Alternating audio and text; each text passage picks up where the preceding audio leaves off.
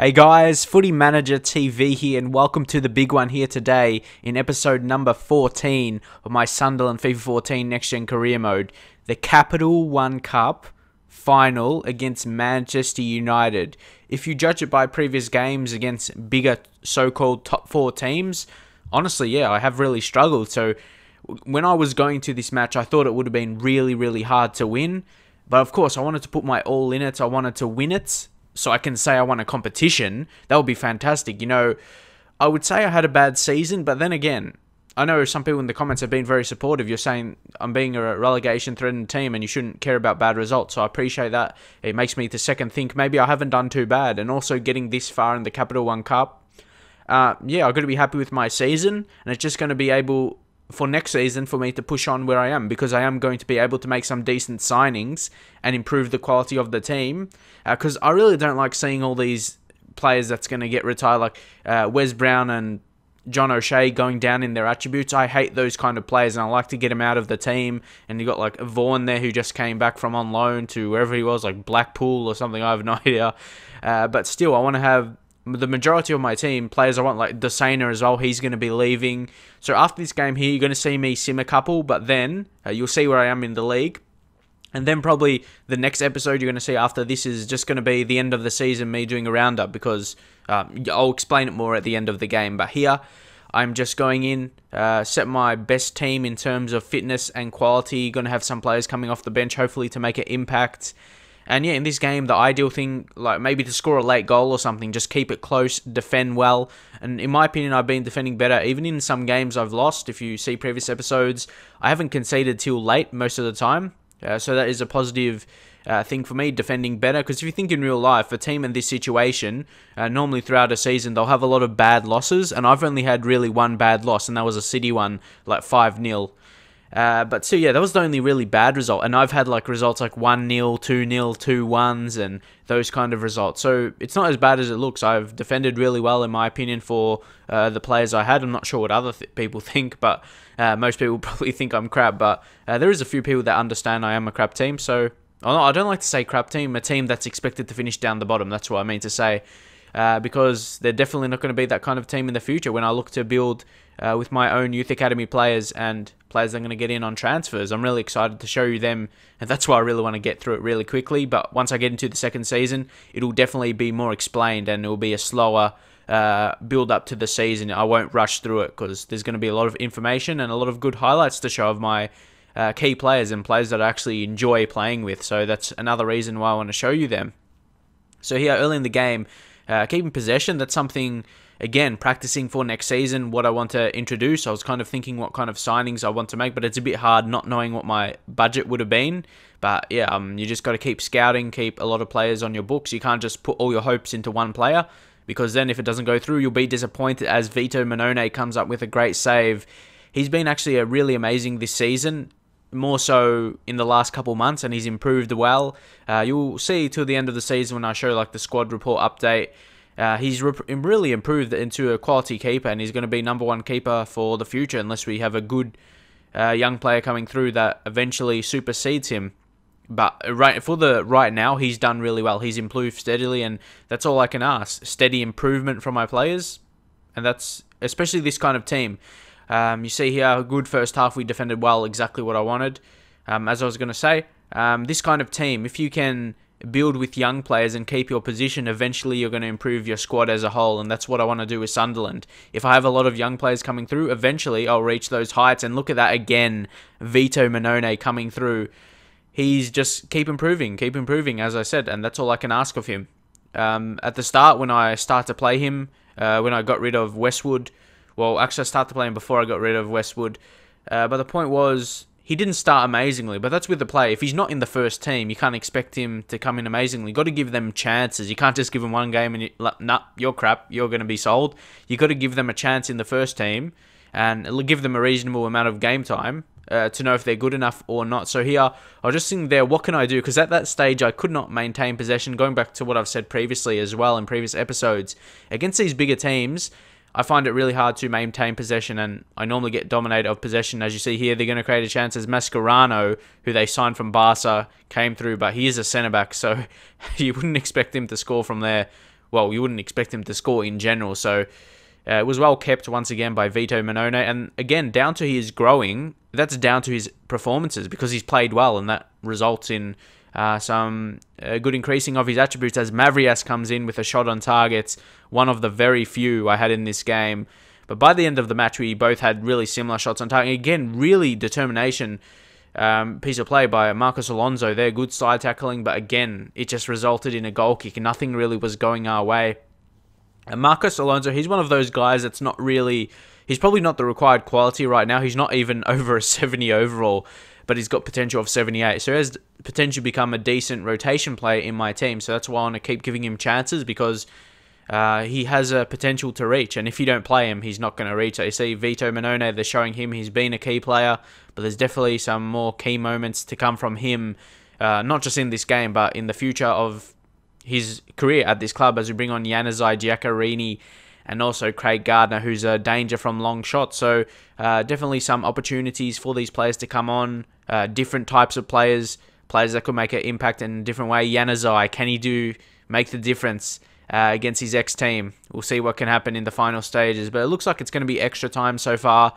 But there is time possibly for an injury time goal for one team. We're on the attack here, trying to push on. Januzaj coming on. Very impressive play. Look at that, getting past, using his pace.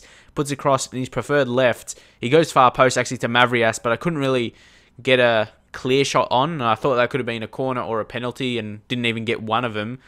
It was over then. Look at that. 3 shots on target for both teams. I was actually really happy, especially in the second half. I got a bit more of the possession. They weren't dominating me as much.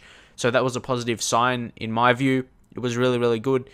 Here I just look to play to Altidore. And that's another thing. We're going to have Connor Wickham coming back for late this season, but also for next season. And he starts to improve well. And he's got another one with decent potential. We've got all these guys coming in. So who do you think will be better for the future to play? Do you think... And they're really similar strikers as well. Altidore and Connor Wickham. They're really similar types. And I'll be playing 4-3-3. Who do you think suits better? I'm kind of looking for tips now so I can play that in the second season as I'm doing now. But yeah, who do you think's better? Connor Wickham definitely has some upside. I think he can definitely increase above of Josie Altidore in terms of at least his overall rating. Altidore obviously has really good strength, so there still will be a use for him at the team. And look at this, Januzaj. Look at that ball there to Altidore. Altidore showing he can play wide and cross it into Giacarini.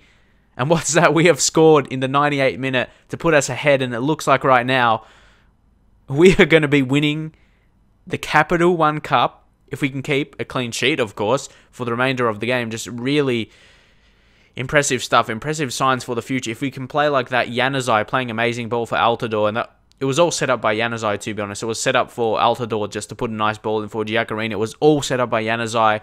Fantastic piece of play, fantastic sub as well to bring him on. But of course, the game was not over here. We still had to defend well. Look at that defending.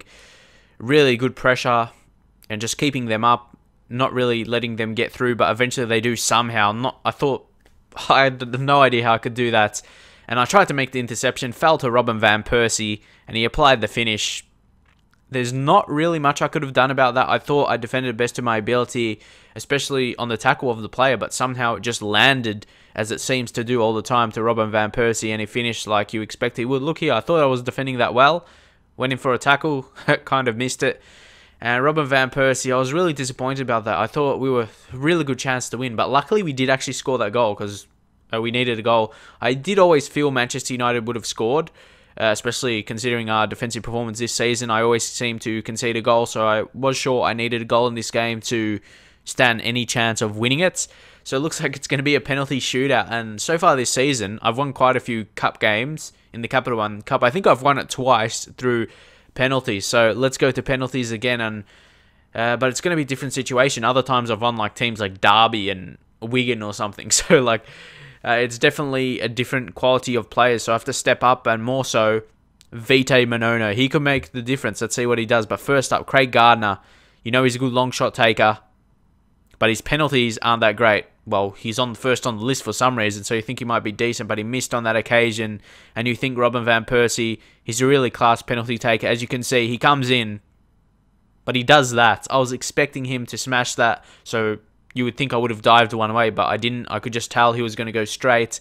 Then Altidore comes in. He's one who would smash it. There you go. First goal scored of the penalty shootout so far for Josie Altidore to put us in a short lead at the minute. Michael Carrick comes in. I thought that was going to go in, to be honest, really, really close. It was a poor penalty. To be honest, Vito didn't save it. It was just, hit the post as you saw. As Giacarini comes in, we could take advantage, but he hits it straight as well.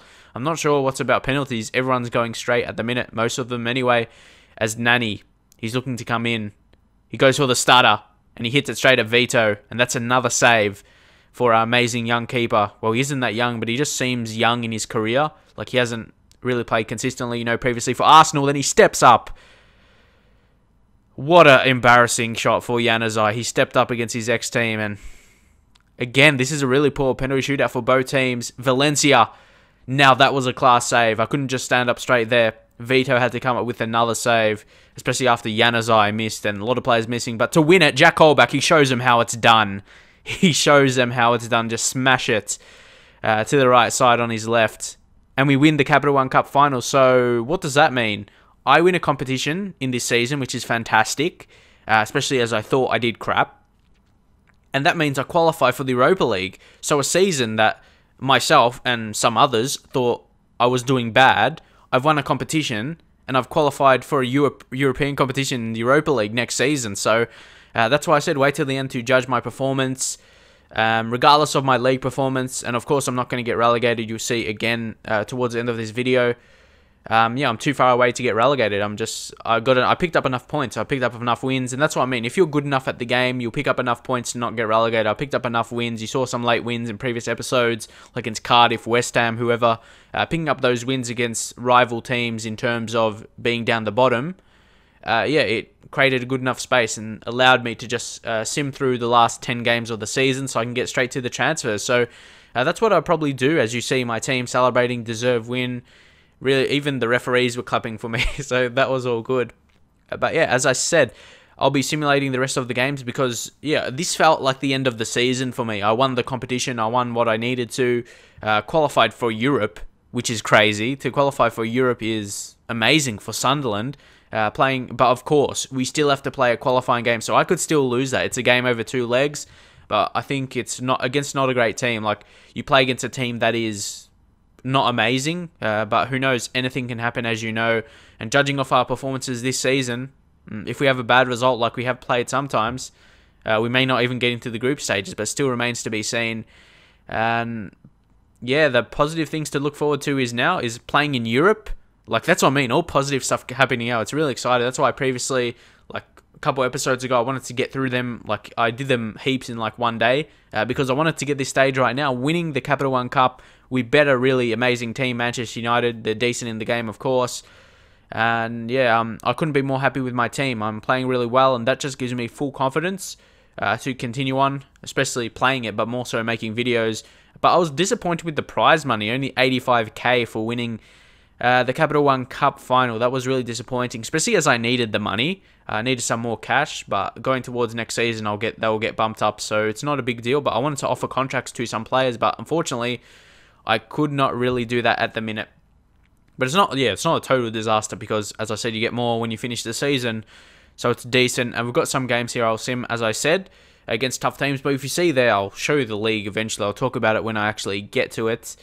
Player composition. See, Lee Cadamol, he wants more wages, but I cannot simply afford it at the minute. That is currently the problem. So here I just want to change up the squad, keep them fit. And that's what I don't like. You can't really complain about it, I guess. Like, playing the rest, I didn't feel motivated to play these rest of the games. That's why I simmed them, because I won what I needed to. I qualified for Europe.